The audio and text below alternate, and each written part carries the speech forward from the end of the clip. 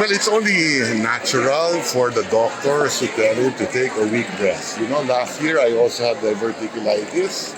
I had it twice, December of 24 and January of 2025. Masakit yun.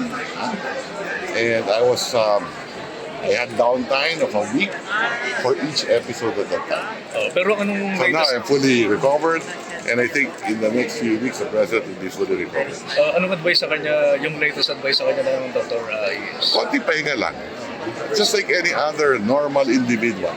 Wala mo ng public I'm sure pag engagement. kayo pumunta sa doktor at masakit ang sa inyo, sasabihin sa inyo, mag-rest din kayo ng 1 week. Wala mo ng public engagement, Is. I think meron pa rin siya. If I'm not mistaken, yeah. Yes, later sa dawning of our natin si President ng Pagdili. Supposed to be, but I'm not sure kung matutuloy yun. But there's nothing to worry about. Nothing to worry about. Thank you. Thank you. Kung hindi matuloy yun, it has nothing to do with the president's health. It is only, but I think it's ready for that.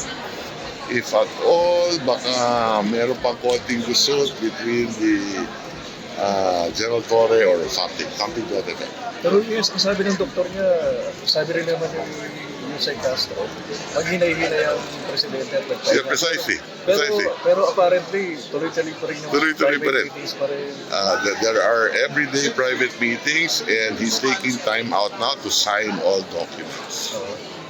Yes, napag-uusapan din yung anti-dynasty bill. Sabi Yes. ng COMELEC, kailangan maipasa yun bago yung filing of candidacy ng 2027. Yes, So, of anong gagawin course. natin doon? Well, pinag-aaralan ngayon yan ng both House Senate at ng Office of the President. So tingnan natin. Makakaabot Pero yan? priority yan. Palagay niyo makakaabot yan?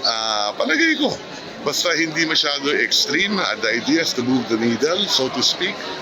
Dapat may mapasa tayong version ng anti-political dynasty.